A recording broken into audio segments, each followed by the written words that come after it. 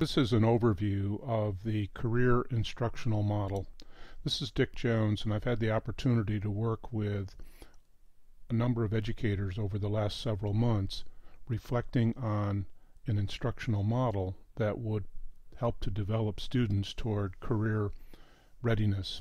This is an activity of the Successful Practices Network and the Technical Assistance Center in New York State for Career and Technical Education.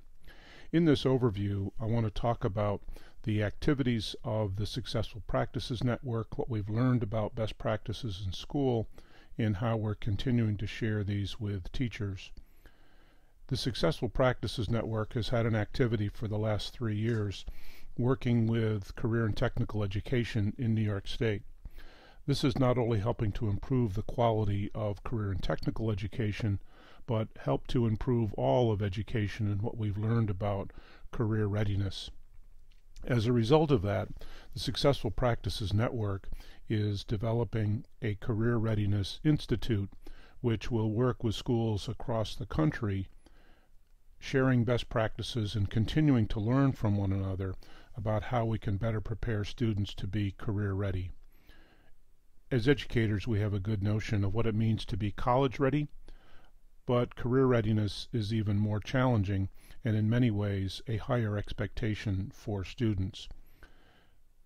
This examination of instruction is an opportunity to think about what it takes to develop students to be career ready and the practices in the classroom that would contribute to that. In addition, we need to recognize that we need to prepare students for career readiness that focuses on the future, and that future is a very different one that is continuing to be laced with technology, increasingly complex, and demanding significant skills for students to be successful. As we prepare students to be career ready, we must focus on making sure they are ready for their future and not our past. This discussion about career readiness leads us as educators to think about our traditional tools about how we go about improving. Do we need a new test that is a career readiness assessment that we can measure student achievement? Do we add something more, increase diploma requirements to require new courses or to make existing courses more mandatory? Do we endorse another set of standards? And certainly there are a multitude of standards, not only in academic but career areas, that can lead to expectations. It's not about a new curriculum. It's about rethinking the things that we already do in our significant efforts in teaching and learning. I would argue it's not about adding anything more to better prepare students to be career ready. And it's not changing what we teach or adding new courses. It really comes from changing how we teach. And this is not about everyone embracing new instructional strategies, but recognizing within our instruction, many effective teachers are developing the skills that really do make students career ready. And it's recognizing those practices and applying those universally. We often think about the categories of instruction as simply being improvement, and the teacher evaluation has focused on that. But at the same time, we want to see about how we develop the kinds of skills that seem to exist within the margins of our curriculum and standards. The whole discussion on 21st century skills and outlined how important it is for students to learn information technology, to be creative in their work, to have strong communication skills, to be able to think critically, to be able to collaborate with one another, and to have an array of life and career skills. All of these are so important. So whatever we do, we need to include some of these kinds of skills that we label as 21st century learning. There's also been some authors that have really poked our understanding of curriculum and what's important. And one of those was Dan Pink's book several years ago on A Whole New Mind, when he talked about the complexities of the world and requiring both right brain and left brain thinkers. And while that metaphor for understanding brain research may be overly simplistic, his ideas of 6 characteristics really strike our common sense about how we know students need to be better prepared for this world, in being able to make meaning, communicate through stories, engage in creativity and design, engage in play, which is a powerful learning experience, and that we work in symphony with one another and all of the pieces relating to one another, and that we show empathy for our fellow individuals and different cultures. Another author that has challenged our thinking is Ken Robinson in his 2 books on creativity. His most recent one is Out of Our Mind, and really challenging the education establishment that it's too much about memorization of content and not stimulating students to be creative. There also is Howard Gardner's work on multiple intelligences, and his most recent book is 5 Minds for the Future, that causes us to think about preparing students for a very different world. The 5 minds he references are a creating mind, a synthesizing mind, a disciplined mind, an ethical mind, and a respectful mind. This touches on the challenges of the future, but also in our common understanding of what it really takes to be successful in this world.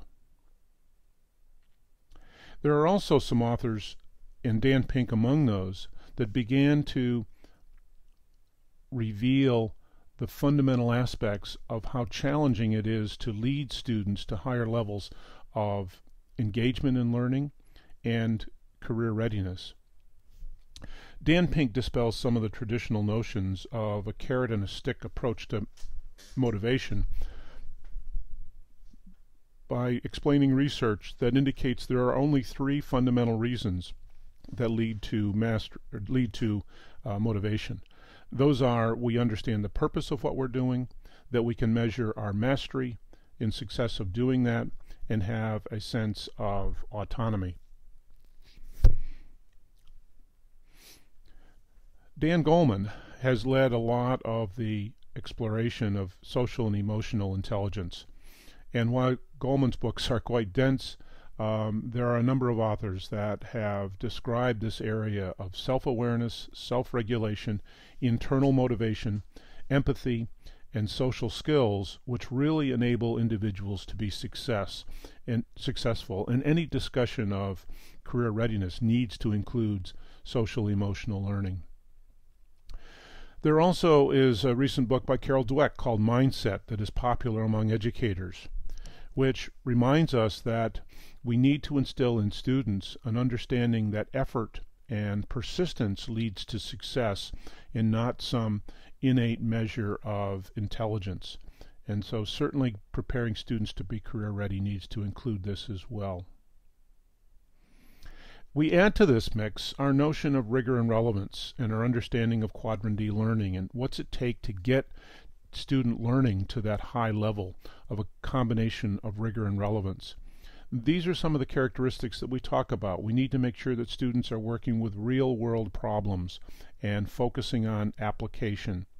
We need to use a backwards design approach that leads to a student performance, and we need to make sure that we are assessing for rigor and relevance at the same level of our expectations.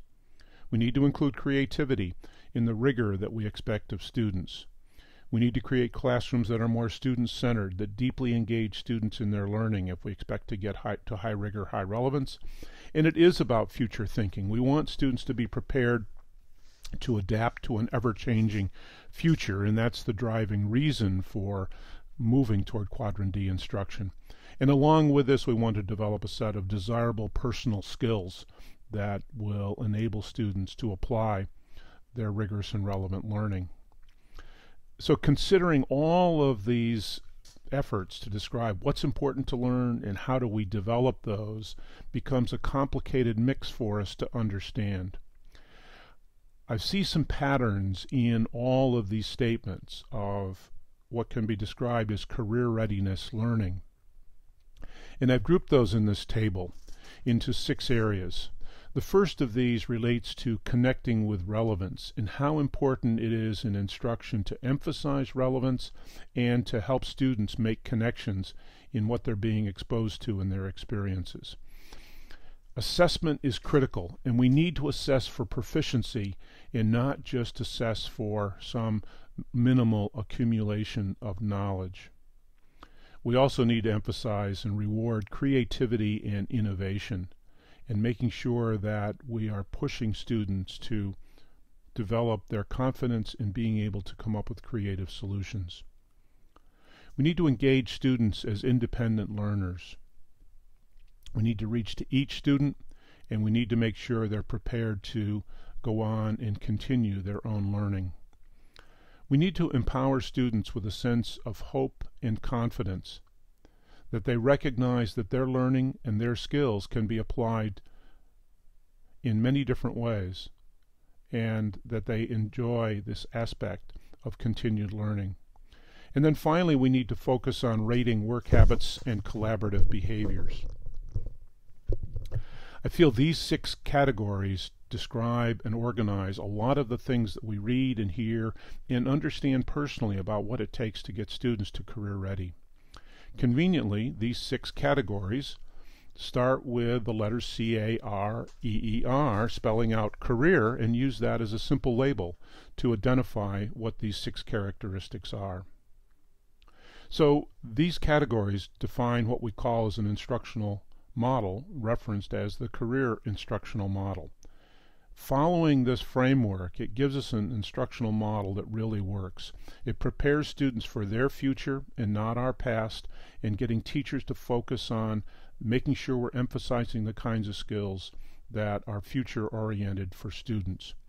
It addresses both college and career readiness, that I would argue that the skills represented in these 6 areas will help students to be career ready, but also to be successful in any post-secondary education experience they're involved in.